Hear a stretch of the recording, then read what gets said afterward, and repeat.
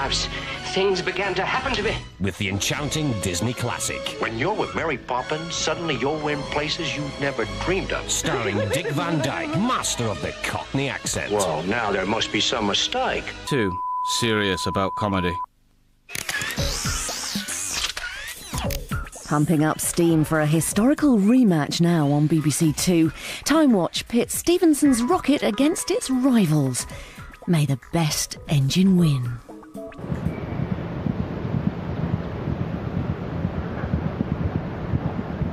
In 1829, travel was an expensive luxury, and it was slow, 35 miles per day by horse.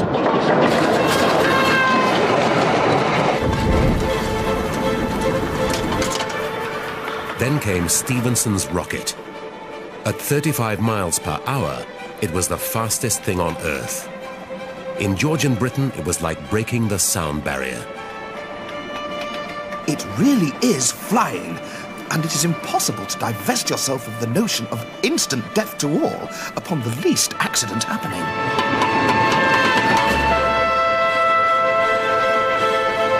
Rocket is famous, not because it was the first locomotive, nor even the best, but because it won an extraordinary competition.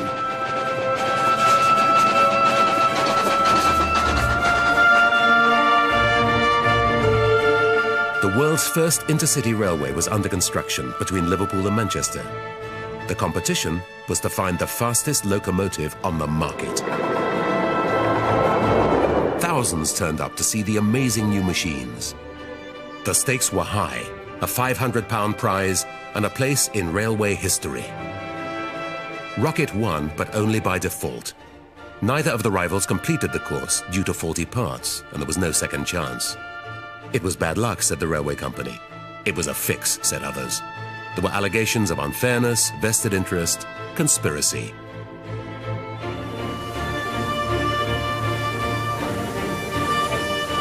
The results of the trials matter because the history of transport might have been very different if Rocket had lost. Timewatch restages the 1829 competition using replica engines to find out if justice was done, and in the process produces a result that surprises the experts.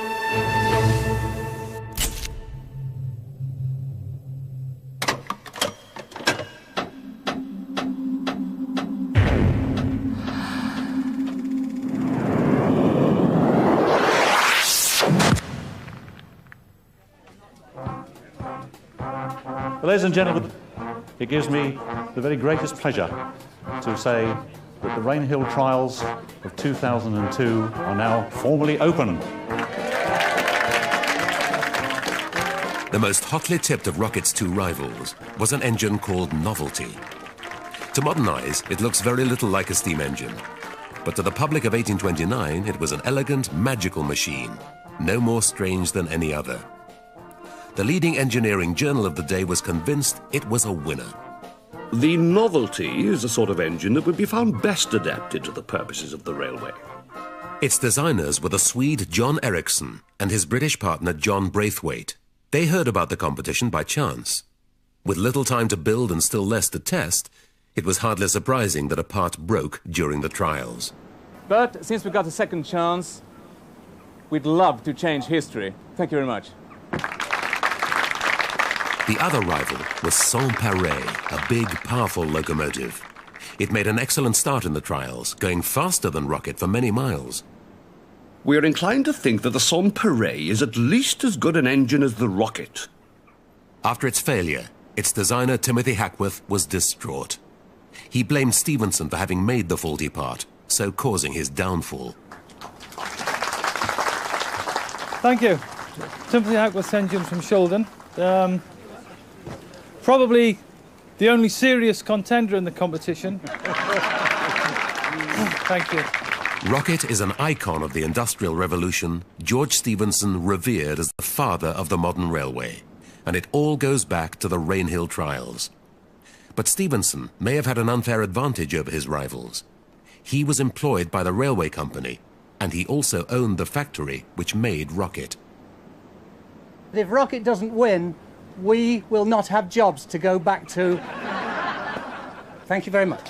Only 3 locomotives ran at the Rainhill trials, but the organisers had been inundated with proposals. Hydrogen gas and high-pressure steam, columns of water and columns of mercury, 100 atmospheres and a perfect vacuum, machines working in a circle without fire or steam. One of these outlandish ideas was actually built and turned up at Rainhill.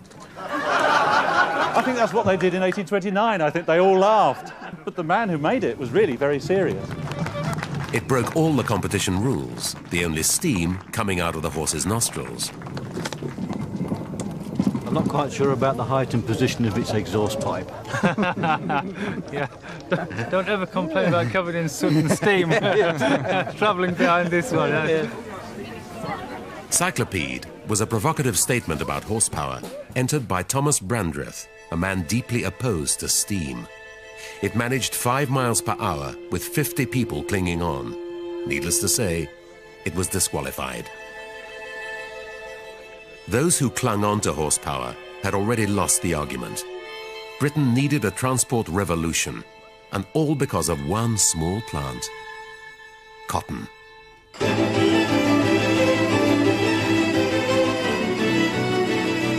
Steam power was transforming industry, and economic prosperity put Britain ahead of the world.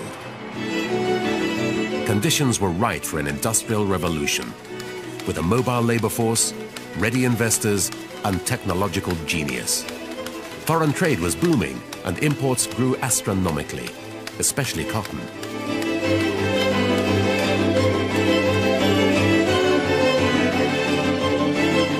It came from Africa, the West Indies, America, across the sea, and into Liverpool. The problem was getting it to Manchester, where the cotton mills were. Canals were slow and expensive, and the roads were appalling. Goods could sometimes take longer getting from Liverpool to Manchester than they could from New York to Liverpool. Britain's economy had outgrown its infrastructure. Merchants, traders, and investors needed to travel, but it was expensive, slow, and uncomfortable.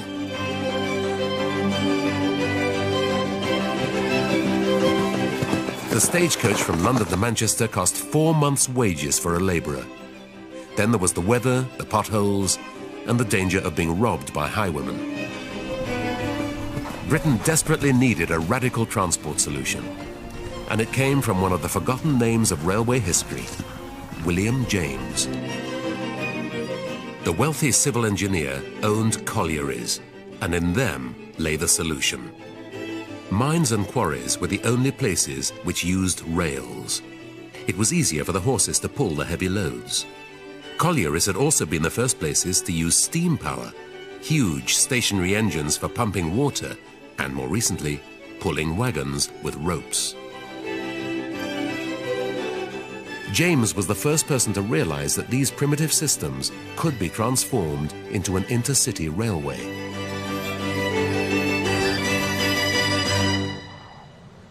Inspired by James's vision, the directors of the world's first intercity railway met here in Liverpool. The engineer employed to build the Liverpool and Manchester Railway was George Stephenson. He just built the biggest colliery railway in Britain, the Stockton and Darlington. Self-educated, he could read, but never mastered writing. He was stubborn and tenacious, and as chief engineer, he had to be. Construction of the line began in 1826, even before it had been decided how the carriages were to be pulled along.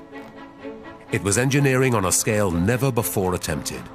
A 30-mile thoroughfare through rock and earth, millions of tons of it, shoveled and hewn by hand.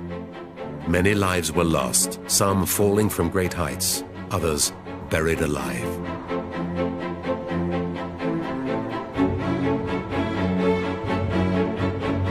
There are several really spectacular pieces of civil engineering along the line. Olive Mount cutting, you travel down from Edge Hill now down into Liverpool, and these sides, you can see the chisel marks, and it's phenomenal what those guys did.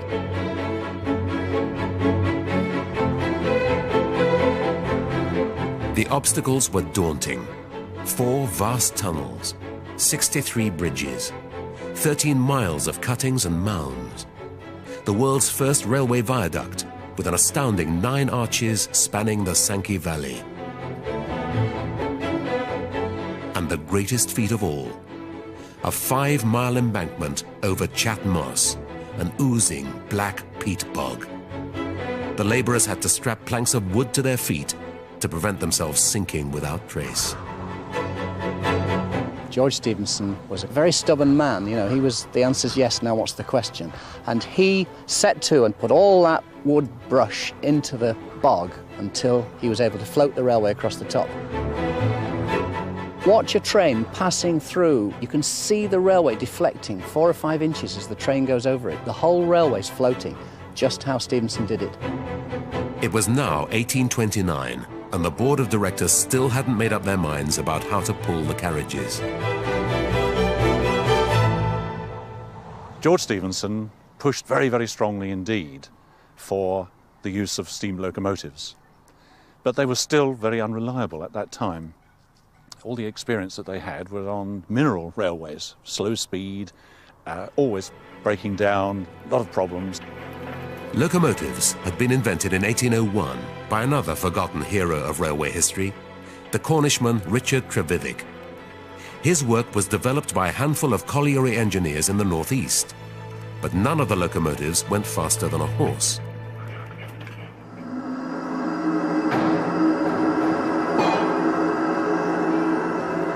And this was George Stephenson's best effort to date, locomotion, which pulled coal wagons around Tyneside at around 5 miles per hour. He was passionate about locomotives, but a fast, reliable design was still out of reach. Locomotives were notorious for breaking down or blowing up.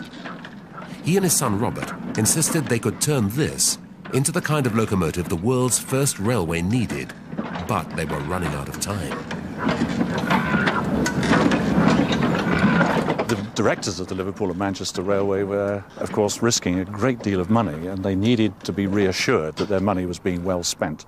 So in spite of George Stephenson's reassurance, they looked for alternative forms of motive power. This was the alternative, almost unthinkable now. Huge stationary engines like the one used in collieries and mills, 30 of them, 1 every mile along the line, pulling the trains with ropes. Just 6 months before the Rainhill trials, the directors of the railway had almost made up their minds to implement this plan. All circumstances considered, we are of the opinion that it would be most advisable to adopt the stationary system upon the Liverpool and Manchester Railway. Locomotive designers were furious. The railway would be strangled by ropes. Robert Stephenson raged. Rely upon it. Locomotives shall not be cowardly given up. I will fight for them until the last. It was deadlock, with half the railway board in favour of the Stephensons and locomotives and half absolutely opposed to them. A competition was suggested to see if anyone could turn the lumbering colliery locomotive into a fast, reliable machine. If not, they'd have stationary engines.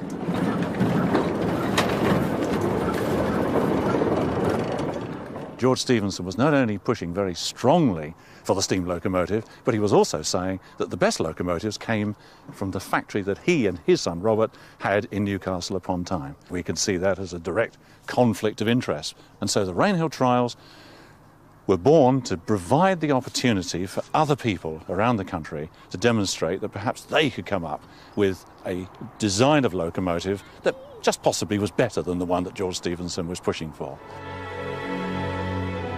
To engineers and iron founders, the directors of the Liverpool and Manchester Railway hereby offer a premium of £500 for a locomotive engine which shall be a decided improvement on any hitherto constructed. Competitors had just 6 months. The replica engines for the modern trials already exist, but one of them, Novelty, isn't working. It was built 20 years ago and lain dormant in the Swedish Railway Museum ever since.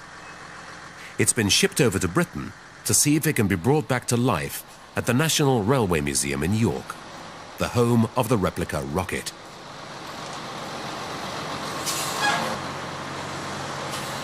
We know there is an engineering solution to this problem because it happened in 1829. It's not as though we're saying we can turn, you know, aluminium into gold.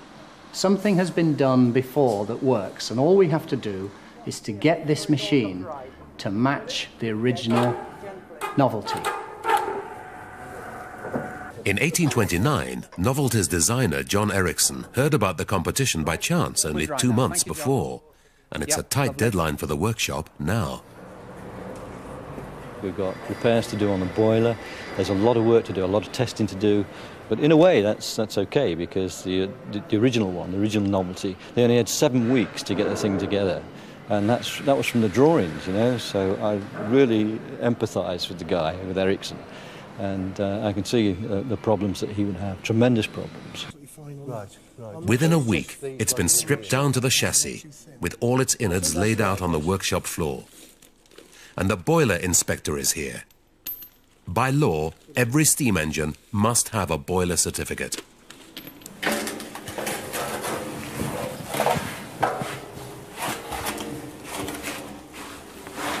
The boiler certificate is exactly the same as an MOT certificate for a car. All steam boilers must be inspected by an independent third party to ensure that they are safe and that we won't have an explosion or we won't kill anybody or there won't be any problem. Water turned to steam expands in volume 1,600 times. The smallest crack can mean disaster. There were no boiler inspections in 1829. People were terrified of locomotives. Not only might they blow up, but they might sour the cow's milk in the fields and stop the hens laying eggs.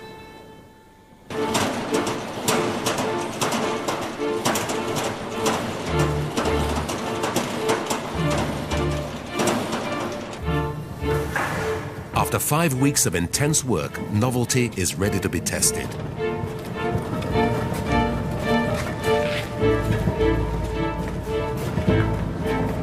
The replica engine has been fine-tuned, the wheels extended to avoid derailing, and the boiler repaired. But will it be enough to revitalize this extraordinary machine?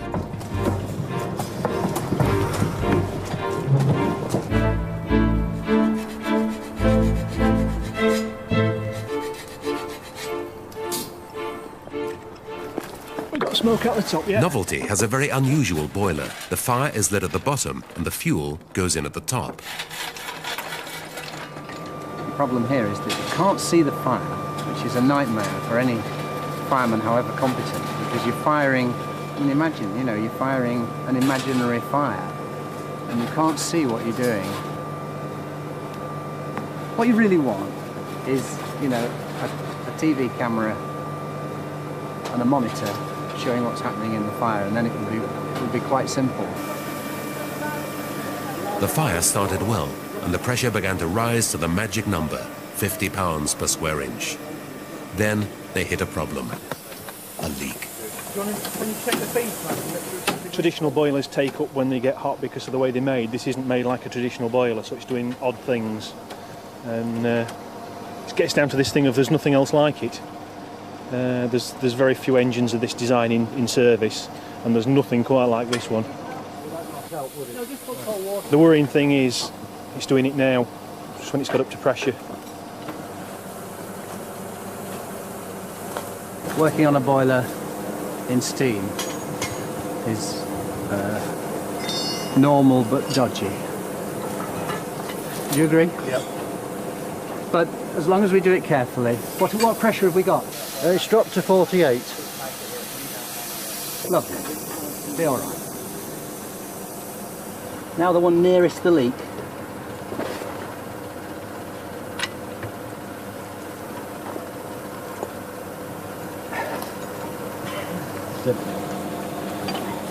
Finally, the boiler leak was fixed. It took 3 hours to get up enough steam to drive the pistons and turn the wheels.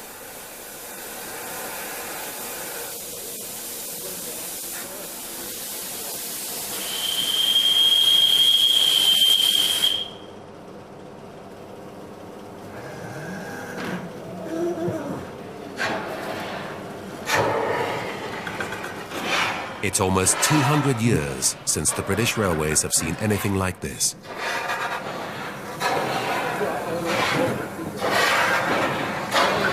In 1829, with something like this, I mean, the technology must have been fantastic when people saw this sort of stuff.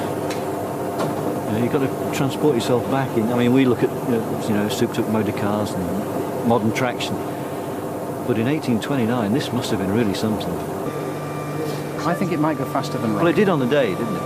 It did 20-odd miles an hour. It's very free and on a straight track. There's no tender. Rocket's got 3 tons of tender to pull. I think it might go faster than Rocket.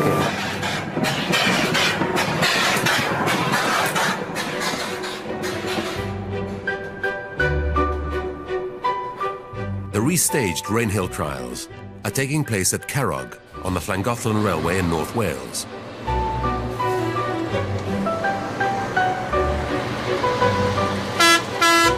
The replicas came by road, a daunting prospect in pre-Victorian Britain because the roads were so bad, worse than in Roman times. Stephenson's original plan had been to ship Rocket from Newcastle round the top of Scotland to Liverpool. But by great good fortune, it missed the ship, which sank in the North Sea. In those days, the locomotives had to be dismantled for transport and then reassembled at Rainhill, ready for the opening on the 6th of October, 1829.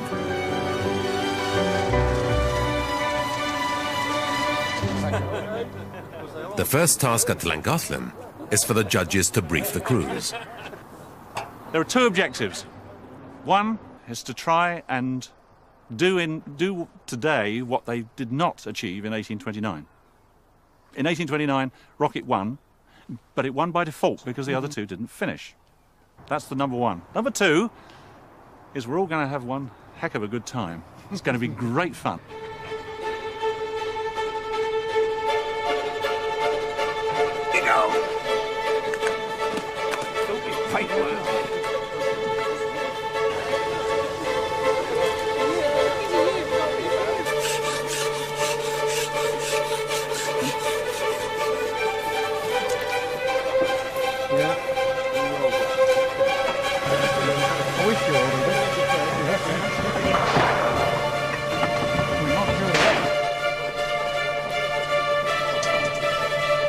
Never perhaps on any previous occasion were so many scientific gentlemen and practical engineers collected as they were on the railroad yesterday.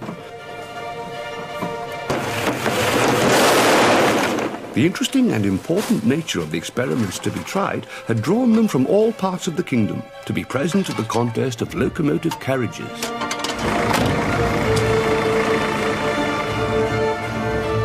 One of the modern scientific gentlemen is Robert Shaw, director of the Swedish Railway Museum. He's come to see his museum piece brought back to life. Lovely sight to see this one again. Steve as well, yes. Hello. You'll excuse us not speaking Swedish. Also present are the descendants of John Braithwaite, the British half of the novelty design team, with an heirloom. These were made in 1829 to sell to the tourists, the visitors to the Rainhill trials. These are mementos of that tremendous day, which you're reenacting here. Marvellous.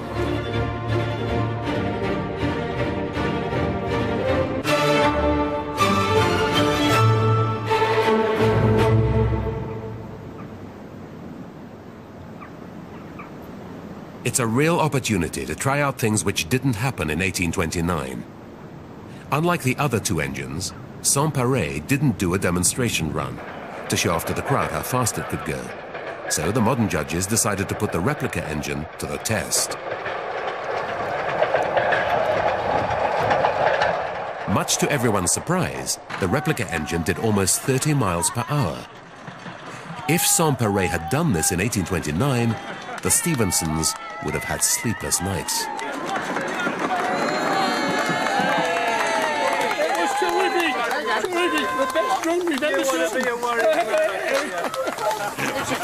However, the Rainhill trials weren't only about bursts of speed. In 1829, the railway company needed to know if a locomotive could pull carriages efficiently between Liverpool and Manchester. Or were ropes and fixed engines still the best solution?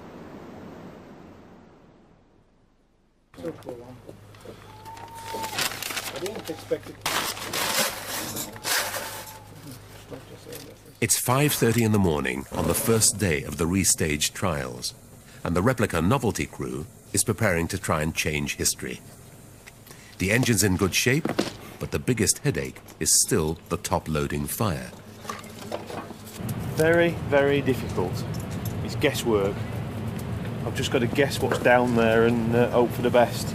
I mean, it looks like it's burning okay, but I don't know whether the coke's catching fire yet. I mean, I can't put my head in that and look down, can I? Because, well, it's a bit hot.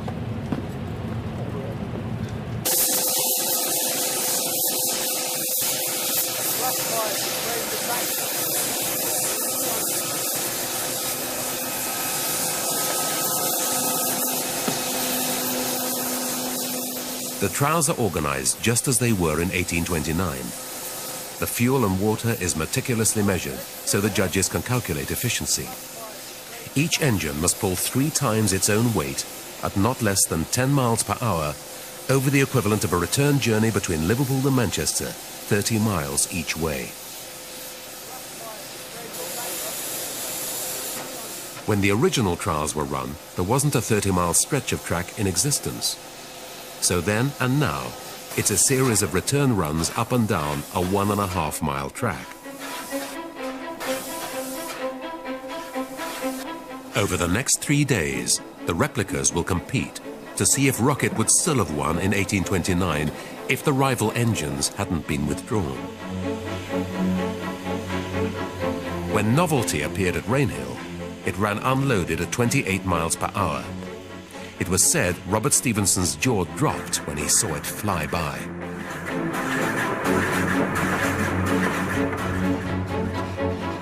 The great lightness of this engine, it is about 1/2 lighter than Mr. Stephenson's, its compactness and its beautiful workmanship excited universal admiration.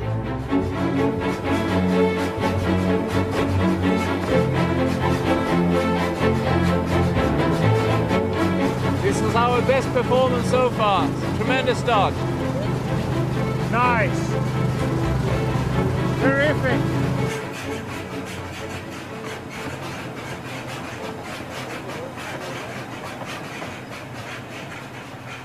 Novelty was undoubtedly the favorite. It was shiny, sleek and stylish, a world away from the heavy colliery engines of Hackworth and Stephenson.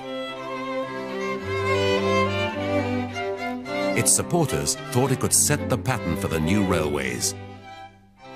They imagined it pulling a variety of small bespoke carriages, some loaded with private coaches, rather like today's motor rail service.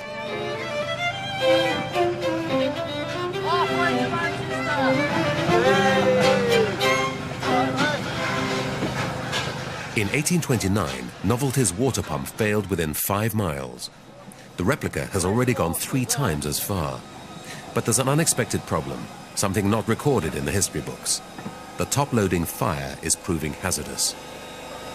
I feel like I've had too much carbon monoxide. You can keep the heat off, but you can't keep the gases from getting round to you some way. There's no avoiding. We get the ash. We must be getting a lot of gas, because the ash always hits us straight in the face.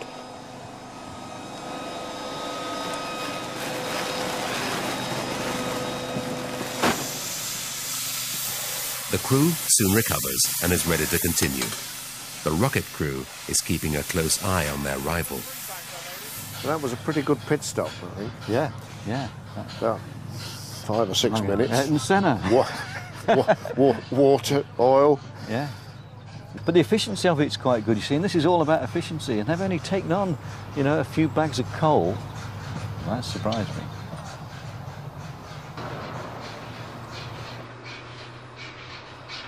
Now, Novelty looks the strangest of the 3 engines. But to many in 1829, it was the most familiar. Vehicles like this were already running on Britain's roads.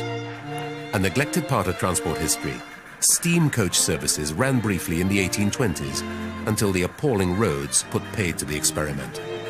It was fascination with this sort of development that brought John Ericsson to Britain from Sweden.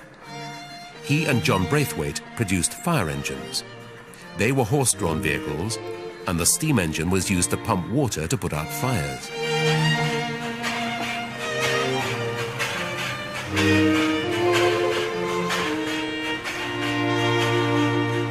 Novelty was simply a fire engine turned locomotive. And, judging by the replica's performance, the boiler wasn't quite up to the job. Over the second part of the journey, it struggled to make enough steam. It's been very exciting to see it going, but a bit disappointing as it's slowed down. It just managed to reach the final judging post, and then it ran out of steam. Will he be disqualified if we push him? Yeah, he's outside. I think we ought to take a walk and see if we can assist. Like now? Let's go down and have a look. All right? Yeah.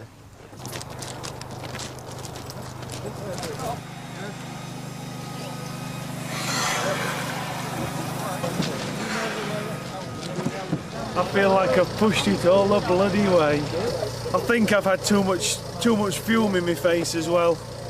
I'm having trouble keeping my eyes open and trouble breathing, but I guess I'll live.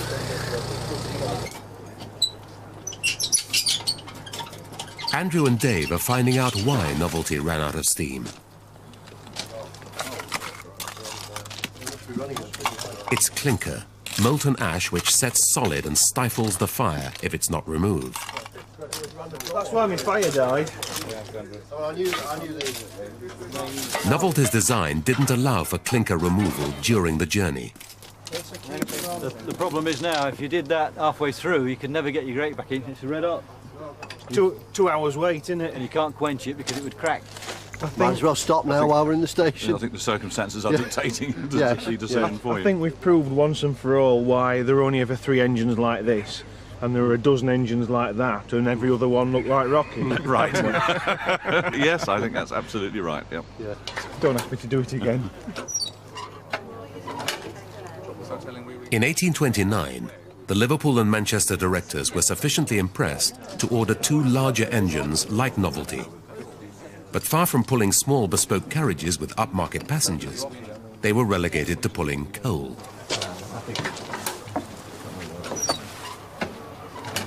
Right, are we...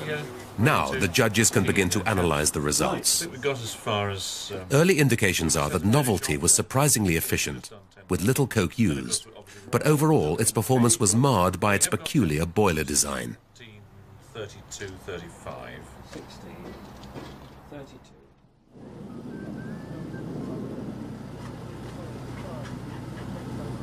Next day, it's Sans-Pareil's turn to try and change history. This is the engine design the Stephensons feared most, built by their closest rival. It's the heaviest of the 3 engines, so it'll pull the biggest load. How many bags have you discharged? 5. In 1829, Sans-Pareil's fuel consumption was enormous, 4 times as high as Rocket's. Timothy Hackworth said this was due to his engine malfunctioning and didn't reflect its true efficiency. Now's the chance to find out if he was right. 3 more. Sans-Pareil was outperforming Rocket on the first day of the trials, and we intend to keep that going. Good luck, lads. Godspeed. Thank you all. We've already proven reliability, we've proven speed, we've proven some economy, and we've fine-tuned the engine, and we're really ready to go for it.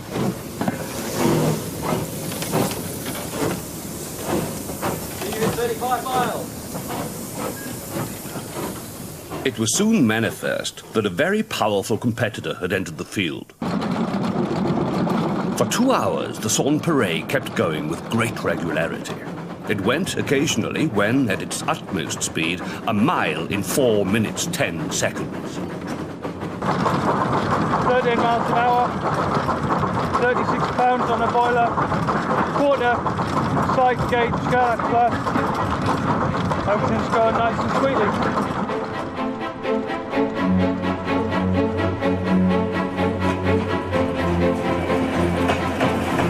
Hackworth had every right to think he could win the Rainhill trials. A leading engineer, he was frequently consulted during the debate about locomotives versus stationary engines and advised Robert Stephenson. Hackworth was the authority, because he had designed the best locomotive in Britain, the mighty Royal George. It was state-of-the-art, powerful and economical, surpassing anything Stephenson had built. Crucially, it could pull loads at 9 miles per hour. Sans-Pareil was a scaled-down version of the Royal George, 4 wheels instead of 6, but with the same massive firebox. The Rainhill judges also noted the U-shaped flue, which doubled the heating surface of earlier boilers. More steam meant more speed. 19!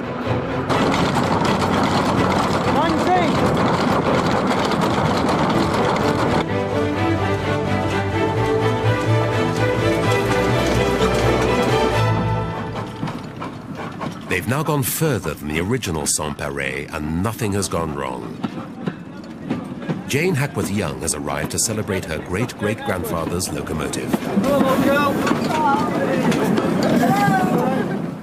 I understand you need a Hackworth here to get it going. Right here. No, we're using coal instead, sir. Hiya. Nice to see you. You're going to come for a ride on one of those? Yes, I am. I'll be here for about 5 minutes, I think. Then excellent. We had 2 or 3 runs that were absolutely perfect. The engine's going really, really well. A couple of nuts and bolts have shaken most of it. We keep tightening up again, but other than that, absolutely perfect. Brilliant. The original Sans-Pareil failed because of a broken water pump. Afterwards, Hackworth discovered a cracked cylinder as well. I think the Sans-Pareil didn't win in 1829 for lots of reasons. I mean, the thing is, it was a bit of luck in all of it. It had been built by one man, mainly at night, by candlelight. He had perfected some things, the safety valve and various things. He'd had to go outside to have the cylinders bore. The competition seemed to favour the Stephensons. Hackworth had to risk his own time and money, while the Stephensons had their own engine factory. Hackworth had a full-time job on a colliery railway, so he had to build Sans-Pareil in snatched moments, mostly at night. It was a bold move for a man with a small income and 7 children to support. It was also clear that the Stephensons knew exactly what Hackworth was doing. Robert makes frequent mention of Sans-Pareil's design in letters, even including a sketch of the boiler. The letters were to Henry Booth, the 3rd man on Rocket's entry form, who went on to share the prize money with the Stephensons. He was also a director of the railway company and the man in charge of the competition. It seemed far from a fair trial to Hackworth. Afterwards, he bitterly wrote to the Liverpool and Manchester board. I feel myself injured in some reports, written and verbal. Suffice it to say that neither in construction nor in principle was the engine deficient, but circumstances compelled me to put that confidence in others, which I found with sorrow was but too implicitly placed. He put his confidence in the Stephensons, and it was their firm which had supplied the cracked cylinder. After the Rainhill trials, Hackworth set up his own business, so that never again would he have to trust others with his designs. I think we've proven that Sans-Pareil was a much better engine than it was given credit for in 1829. We've got something to say to the anti-Hackworth brigade now, haven't we? Marvellous setting, marvellous day. Run 8 West came back at 15:20:27 at 15:58. The first calculations showed that fuel consumption was far lower than in 1829. Given the proper conditions, Sans-Pareil was not as inefficient as it had seemed at the Rainhill trials. The engine managed an average of nearly 14 miles per hour. It's possible that Rocket might lose.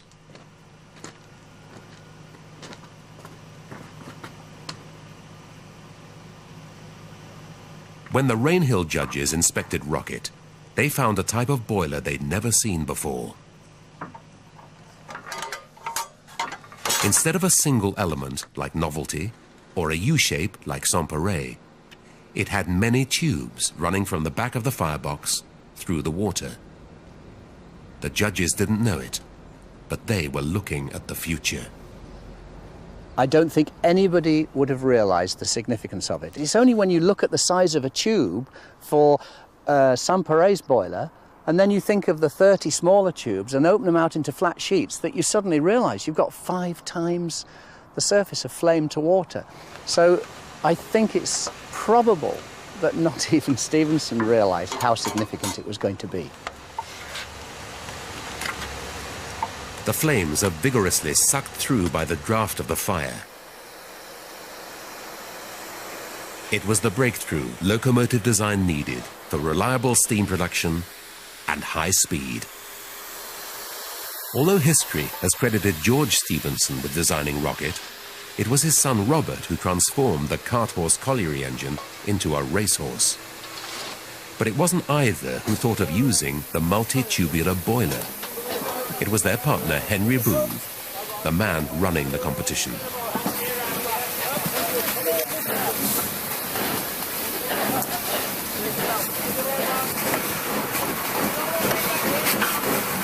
Robert Stephenson made many other design improvements.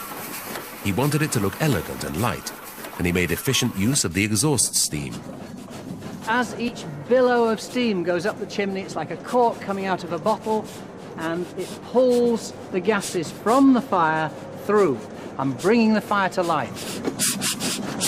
This was the first locomotive where the fire, instead of burning red with yellow flames, burned white and incandescent and made enormous amounts of steam.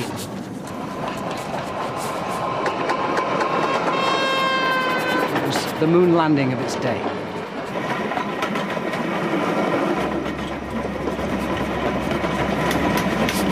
In 1829, Rocket's outstanding performance dazzled everyone.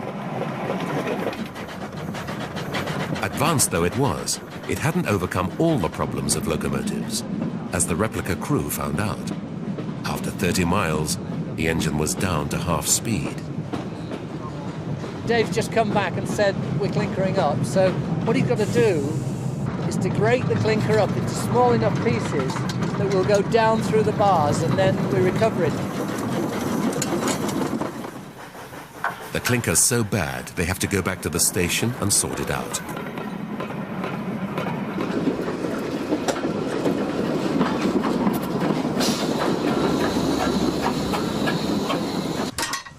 That's going to be useless. Yeah. Just pop underneath, Ray. Yeah. Unlike its rivals, Rocket's grate can be accessed without losing the fire. But even so, clinker is difficult to deal with. It's hard down there, can't get through. Yeah, you ever go down there? It's just in this corner. Bring it through to me. Right, okay. It made the crew realise how tough the Rainhill trials must have been, even for the winning team. I think we were a bit cocky on about the 8th run before it all started to go wrong. Felt a terrific sense of history when we were fighting underneath the engine and all in a sweat and realising that they must have had that same fight because it's identical grate. They must have had the same struggle and none of us knew we were in for that. There's no way it was a foregone conclusion.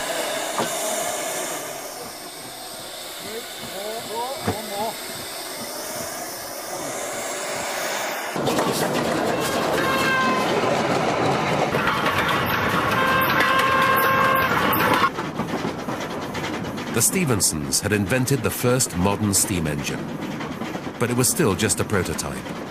Rocket was obsolete within months of the trials. He wasn't seriously contending for a locomotive like this that was going to run on the Liverpool and Manchester Railway. What Stephenson did was to get the racehorse that would win that particular steeplechase. It's a brilliant locomotive for winning the Rainhill trials. In 1829, the judges were in no doubt. We are unanimously of the opinion that Mr. Stephenson's engine has complied with the stipulations and conditions, and that it is the best engine which has been exhibited at Rainhill during these experiments. Thank you. Well done, Ray. Thank you. Lovely. Good. Thank you. Well done. There we are. There we are.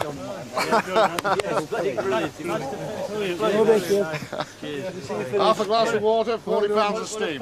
When the restaged trials were over, the judges analysed all the data. The replica engines have some modifications, which were taken into account in the final calculations. I think the trials were extremely useful. We were able to learn so much more about what happened in 1829 than we've been able to from just reading the books of the reports of all those years ago. And then they worked out what everyone wanted to know: how the rivals had performed against Rocket on the Liverpool and Manchester journey. The results were astounding. Sans-Pareil did the same average speed as the original Rocket. Novelty was just too slow to qualify, so it couldn't have won the Rainhill trials. But it was impressively efficient. And the fuel consumption results were remarkably similar for Sans-Pareil and Rocket. This means that if Sans-Pareil had finished the course in 1829, it might have won. I think we now know that it really was quite a close call back in 1829. We've been able to demonstrate that Sans-Pareil actually could perform extremely well and quite efficiently, and was a worthy competitor to Rocket. The restaged trials proved that Hackworth's engine was very powerful. In speed and fuel efficiency, a match for the Stephenson engine. But history has shown that Sans-Pareil was simply the last and best of the past, while Rocket was the experiment that led to the future. I think we should be glad that the Rainhill trials turned out as they did in 1829, because we now know that Rocket really was by far the best design of locomotive that went on to power the world's railways for over a century afterwards. On the 15th of September 1830, the Liverpool and Manchester Railway was opened with great fanfare by the Prime Minister, the Duke of Wellington.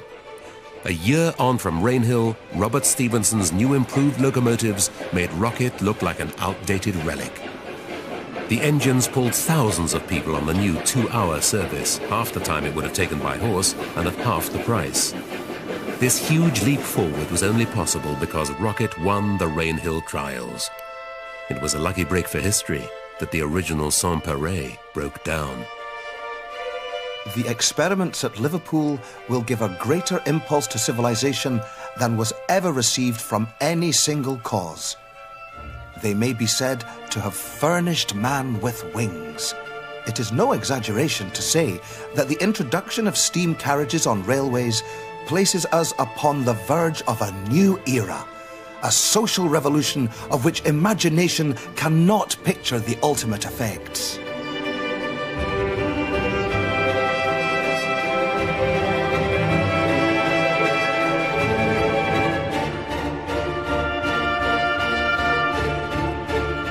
Modern life began with the Rainhill trials. Without Rocket, our world would be scarcely imaginable.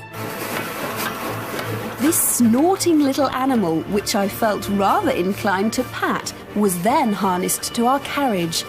You can't imagine how strange it seemed to be journeying on thus, without any visible cause of progress other than the magical machine, with its flying white breath and rhythmical and varying pace. This sensation of flying was quite delightful and strange beyond description, yet I had a perfect sense of security and not the slightest fear. The truth behind the myth of Egyptian pharaoh Ramesses III next week. Timewatch is back on BBC Two, same time, 9 o'clock. See? I don't think it's going to rain after all. But no rain, no flower. Don't worry, I have an idea.